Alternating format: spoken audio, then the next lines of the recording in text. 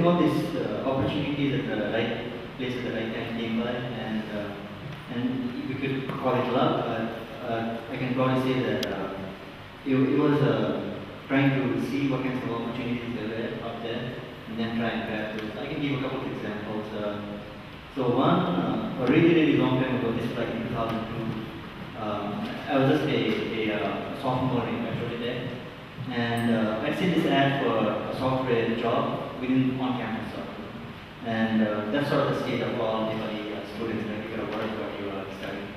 And I applied for the job, and they said, we're still looking for candidates, because they look at me and they said, this is a second year guy. I don't think he really knows what he's doing, right? And they said, give us a week and I'll get back to you. I said, yeah, sure. What time should I come by? He said, Tuesday, 3 o'clock. I'm just making up a day and time, but they said something like that. And I said, okay, I'll be there. So next week I go exactly at 3 o'clock and I say, hey, have you made a decision? Like, I have been looking forward to this. He said, not quite. We're still looking for applicants. And the clear message was pretty clear. They were like, we don't really trust you, and we don't feel comfortable working with you because you're too young. Like, we don't know if you're gonna do what we want you to do. But I think the third time I went there, I guess they were like, okay, this guy, let's give him a chance. Maybe he'll do well. Maybe if you don't, then we'll just fire him, right? And like there, I did pretty well. In fact, what happened was I was working with a PhD student, like on his dissertation, or sort of a startup, and he was like developing way before smartphones, a PDA software, like palm digital assistants or whatever, a personal digital assistant. And there, I worked with the student, and I worked with his professor, and I ended up working with that professor for 10 years. The whole time I was there, I told you. So there, like any other person would have probably said, oh yeah, whatever, I'm gonna like give up and not even pursue this thing. But I was very persistent. I went over there and I was trying to convince this guy that I am worthy of this opportunity. And I think definitely like luck, habit, or just like actively seeking opportunities. Being a young person in a country where, well, USA was not your home country obviously, but what are the hardships that you had to go through being a person from a different country, USA, studying there?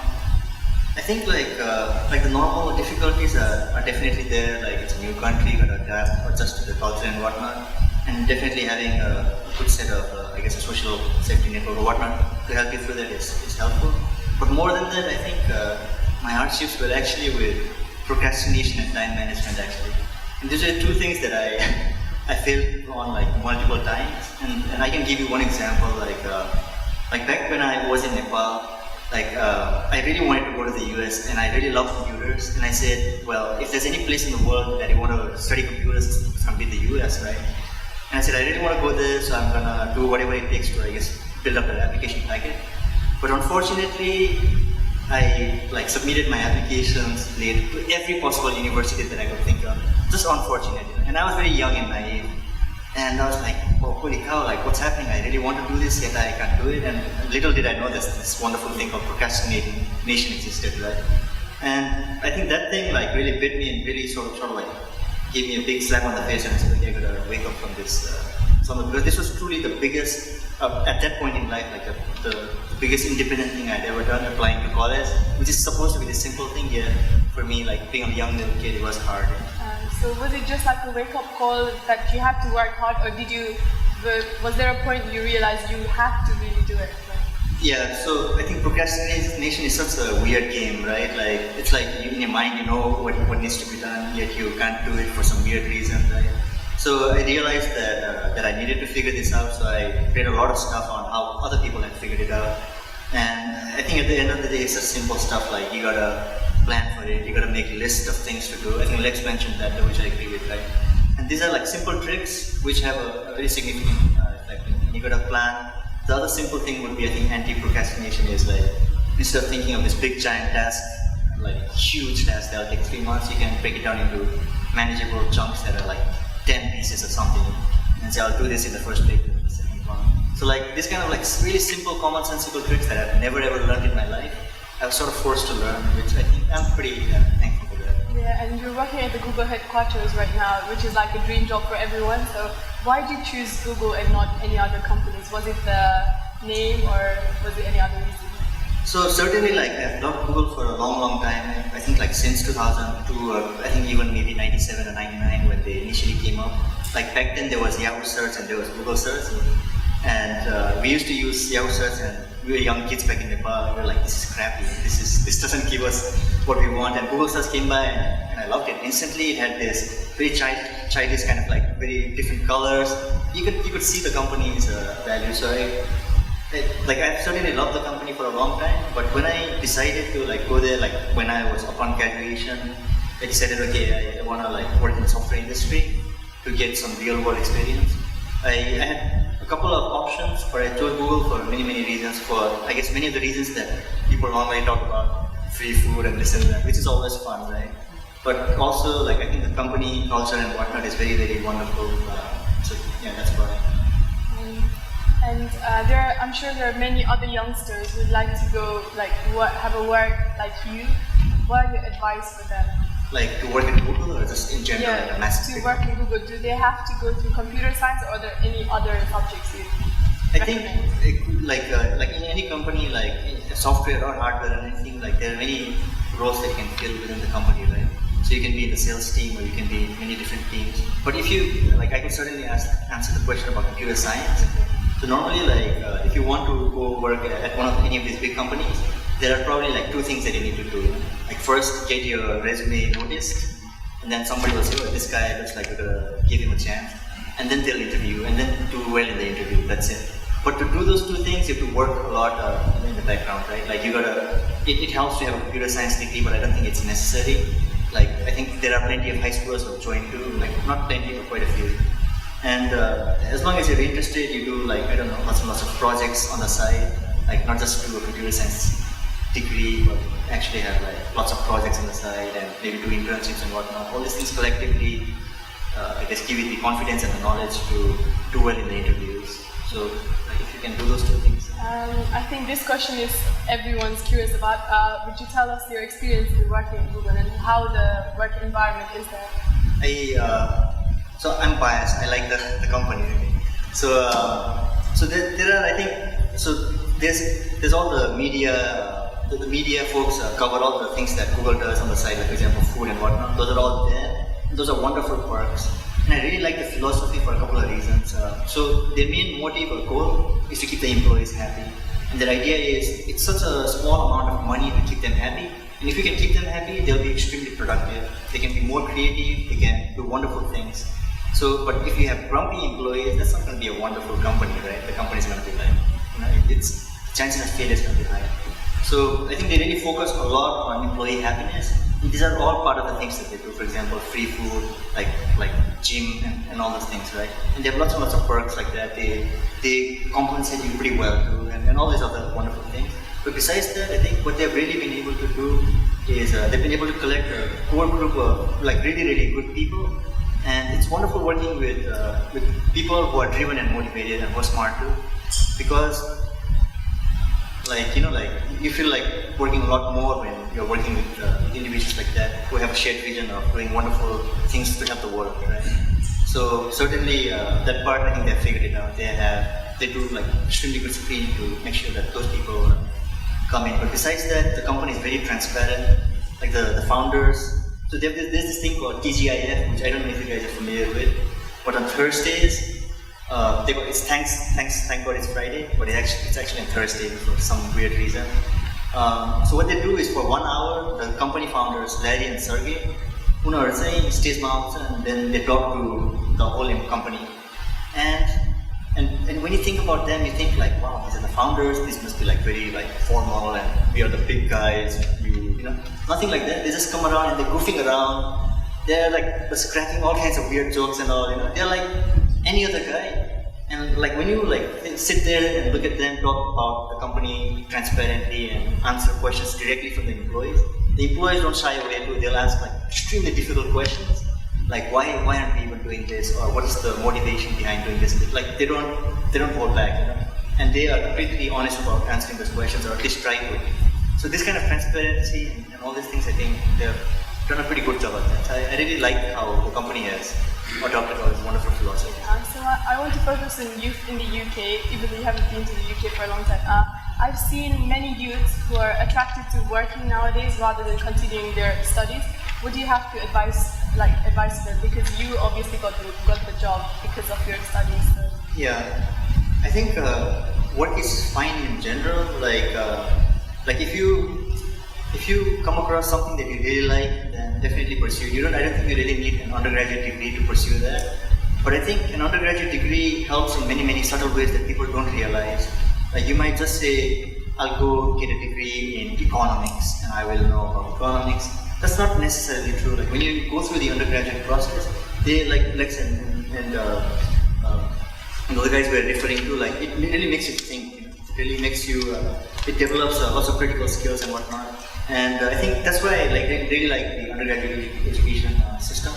And you want to like go through that system and maybe even figure out things that you like and whatnot. So work, like what kind of work by the way, like just regular job work? Regular. I think it's because of the money they're getting. They're thinking, why get a loan and continue my studies where I can just work now and just live my life. I see. Yeah. So I think in that aspect, like it seems like a case of planning, right? Like can you think long term and then figure out, okay, I have interest in certain skills, and I would really like to develop these skills because I really love doing this thing. And while I'm doing all these things, I'll be having fun, and I might as well get an undergraduate degree while I'm having fun. And if you develop those skills, the world can be a wonderful place to be in, right? Like you can really make a big impact in the world. So if you are, for example, a biomedical engineer, and you go to your undergraduate degree in biomedical engineering, and then do cancer research, that's a wonderful field to be in, right? And you can potentially help tons and tons of people and save lots and lots of lives. So, and I don't know, like in terms of money, certainly if you have good skills, I think the world is more willing to like financially compensate you. I think that's just reality, right? So if you are willing to like sort of like delay your gratification of having money right now so that you can, earn money right now, and maybe plan strategically for the long term, and maybe I would encourage studying. That's मेरो question चाहिँ नेपालको क्षेत्रमा हुन्छ नि नेपालमा computer science गरेर के develop गर्न सकिन्छ इन फ्युचरमा I think so. Like I was talking recently to a bhai that had come to Google, and Google is hiring. Google is a Nepal representative. I was talking to him about the state of the IT industry in Nepal. And what he was mentioning was that there's like I think 150 or 200 like IT related companies. Like he was calling it startups, but I'd say it is a startup. Right? So there are plenty of companies in that phase right now. And certainly they can provide global services, but they can provide local services within the country, right? And like for example, automation of many different things, or maybe just provide an avenue for people to like talk to each other and whatnot, right? So certainly opportunities are there, but that's a great question. I haven't thought in detail about like what exactly can be done. What's your thoughts or plans for the next 5 or 10 years after Google, or are you still going to be in Google? So my plans right now, as it stands, is at least be there for the next 6 to 8 years. And so within Google, so the company culture is such that they encourage you to innovate, and then you can switch jobs within the company. You can pick up a new role, and you can start a new project if people are invested. If people believe that it's an important project, then they will actually invest in it. So within the Google infrastructure, you can like do new things. So my hope is that in the next 1.5 to 2 years, education is one of my biggest things. Like I'm very passionate about that part. So I want to like come up with technological solutions where we can like address the issue of lack of education in many developing countries. So that's one of the projects that I keep on thinking about continually. Like what can I do? And I think like Khan Academy and Coursera and Udacity, which you guys probably know about. They are certainly doing a lot of things, but I want to see if I can utilize the Google framework and do other bigger things. So that's one of my immediate goals. But in 6 to 8 years, I want to start a university actually. So I'm just going to say it right here. So, and the main hope is that I feel Nepal does lack a good leadership structure, and I think leadership is something that is innate in a lot of people, but it's waiting to sort of be explored. You got to give them the proper tools to realize their true leadership potential. So I want to create a university where we can have a very engaging community where people can really lead the nation into this. better times. Okay, so is your plan in Nepal or outside of Nepal? It is in Nepal. So the idea is in the next 6 to 8 years, do projects within Google to address hopefully the whole world, and also like within that time frame, figure out all the details of this university project, and also collect enough resources. So what are resources? You gotta get a lot of good people to buy in, right? You also need a lot of money. I mean, money is pretty critical in all these ventures. So to get all these things together and get a very concrete plan, and basically like work on it for the next 6 to 8 years. So that's my immediate plan. Okay, so just the last question. Top 3 advices for our youngsters who are continuing with their studies as well as working part-time and just to be successful like you are. Yeah, I think the biggest thing I've personally found in my life and that I've seen again and again in many different people is that you got to try and find something that you really like doing, right? If you do something that you don't like, then chances are you won't really do well in it. If you don't do well in it, it's not going to work out. So you got to find something that you like, which means that you might say, oh, but I don't have anything that I like, or maybe I have too many things that I like, right? So you got to do your due diligence, you got to really plan for it, you got to work through it, you got to talk to all the right people. There's going to be like lots and lots of people that are out there in the UK system who can maybe like help you give a few thoughts about all the different choices that are out there, and then like try and figure out what you really like or what you really want to invest your time in. And I think if you work on something you like, you're not working, you're playing, right? Like it's a game to you now suddenly. So besides working on something that you really like, I think time management and planning is extremely critical and important. Like people might say, I want to be a wonderful guitarist, right? But you can't be a wonderful guitarist in like 2 years. I mean, maybe some of you have that innate ability, but you got to be very strategic about like planning out maybe the next couple of years about how you're going to accomplish that, and be able to manage your time to suddenly be able to do that. The third thing, I don't know. I think surrounding yourself with the right people is extremely important in any instance. So find a core group of people that you can call wonderful friends and work with them. Okay, thank you. Now we're going to take some questions from the audience.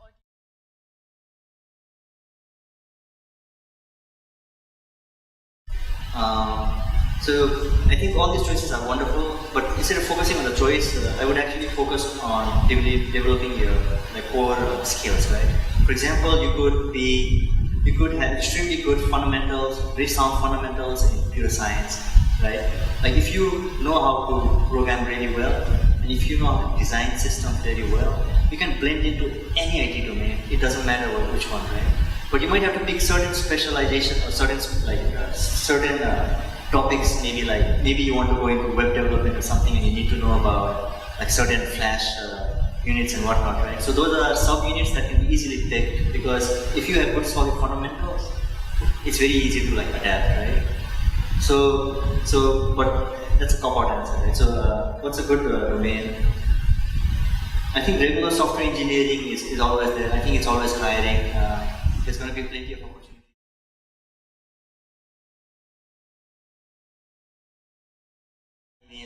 So my main role is to be a software engineer, to develop programs so that I can make a particular specific product better, and which has a huge user base all around the world. So it's very important to make it extremely good and usable. So I'm working on image search. So Google's main product right now, as it stands, is normally web search. So you go search, you Google something. That's what Google is known for, right? So my team doesn't do web search, but we do image search. So when you search for images, that's our team, and we want to basically make the quality of the results much better and better. So that's what I do on image search. I work on the image search team. Within Google, I think it's such a big organization now. It's like 40,000 employees. So I think they are working on so many things. So Android is one big example of what they're working on, right?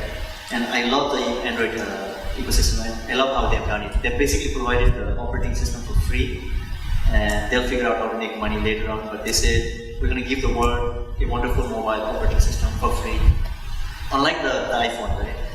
So I think that's wonderful. The Android ecosystem is like blooming. Samsung had record profit quarters last quarter, right?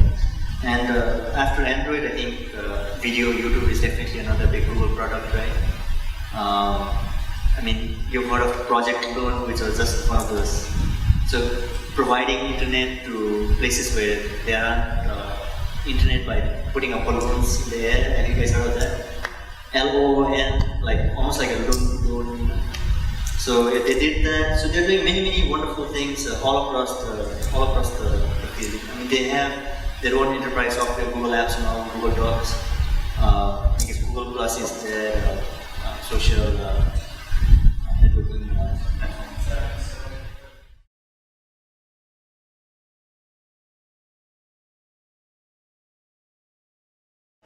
Computer programming. And I can attest to that. I can say that I was a person like that a while back. Probably like till 2006 or so. Like all I cared about was computer science, and I cared about nothing else in the world. I was like, I love computers, that's it. Like, what else do you like? I don't like anything else. And I realized, holy cow, this is not a good way to approach life, right? Like, I mean, you want to have very like well-rounded breadth of like knowledge on many different things, very different interests. I mean, I used to play guitar when I was a kid, when I was young, not a kid, and I used to love basketball. So those were things that I always did, but I didn't have interest besides computers. I wouldn't like look up, like read about politics and learn about politics. I didn't like venture into philosophy and all these things. I mean, I read about it, but I didn't do it willingly out of my own will. So I realized that if I really wanted to like do well in the world in general, in the future, in the long term, that I really had to become a more well-rounded individual. So I focused a lot of my time into that, like very basically like accumulating tons and tons of information and knowledge and in different scenarios. So I think the stereotypical image of a programmer can be true to a certain extent, but it is like any other stereotypes. It can probably be, you're probably pushing it. But within Google, I think the guys aren't like that. So these guys, most people that I've met there are very well-rounded individuals. And contrary to like popular opinion, like programming, you think of it as this dull, uncreative work, right? In fact, it is a very creative work. So you're basically trying to solve problems that have never been solved before. Like not always, but most of the time. And to do that, you have to be very creative. So these kind of things are certainly there. So within the company itself, what I've noticed another thing is they're not just programmers. They are developing products that make a big impact in the world. And I think everybody, well not everybody, but a lot of the people sort of like think like that. They say, I am not this nameless entity that works on a small part of the product and that some people I think use. They're not thinking like that. They say, I'm making a big impact by working on this wonderful product that billions of people can use and it can make life much easier for them. So I think that kind of mentality, I can see that again and again. So yeah, I think the stereotypical image of programmers is probably changing as I was speaking.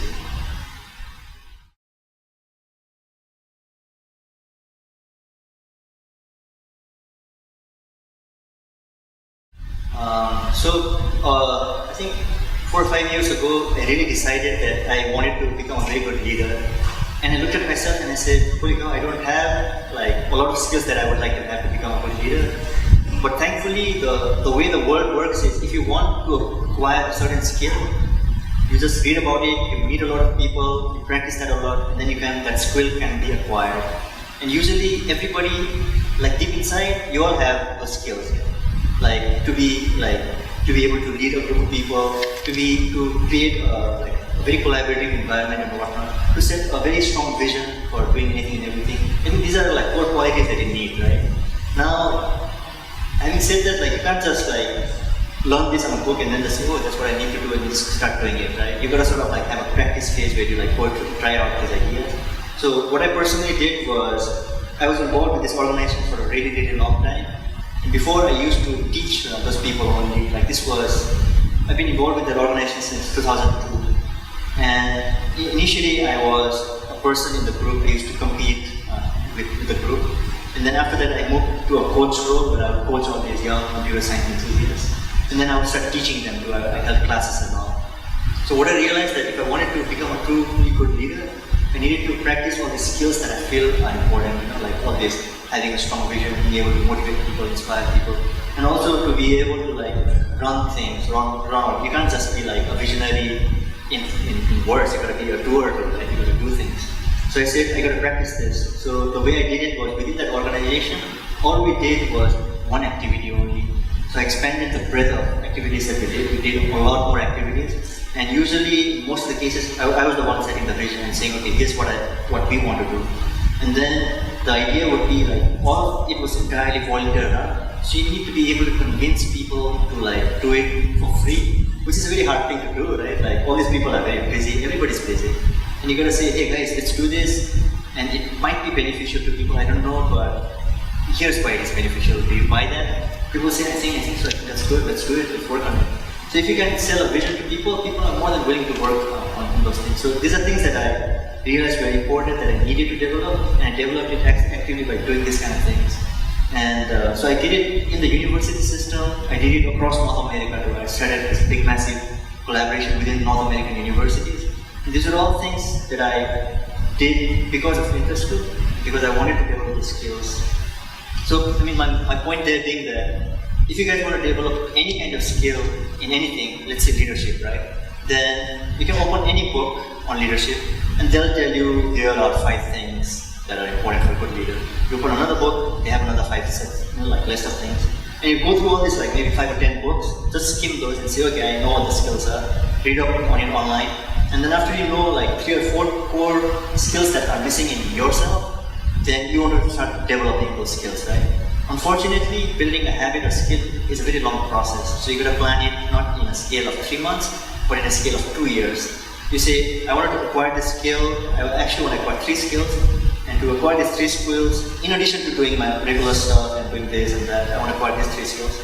You want to be very systematic about it. You got to say, okay, in 2 years I'll develop these 3 skills, and what are the activities that I can engage in to develop these skills. It's a lot of planning. Like I said, like when he said, like what are the advice? Like I said, okay, do something you like, and then the second thing is plan like crazy, manage your time well, right? It's all about planning. Be very strategic about doing all these things. Meet people who know about skills that you want to develop, and then talk to them and then say, how do I develop the skills? And the reason why you want to develop skills is because if you really like something, you want to do well in it, right? But if you want to do well in it, you're going to have certain skills. You can't just do it in it, right? And you can sort of like do a hot job of it, you can just like do something or the other, but it won't ever be as truly wonderful as you want it to be. But to do a wonderful thing, you need to acquire those skills. So yeah, I think throughout my life I've taken that approach. I said, okay, I want to do this, let's develop this skill, and here's how I want to do it. So is that the first talk so much, I couldn't really think to it. It was such a short notice, but still, I could even have an impressive video. And yeah, I'm really thankful for you guys coming here. Mostly I'm a summary for example.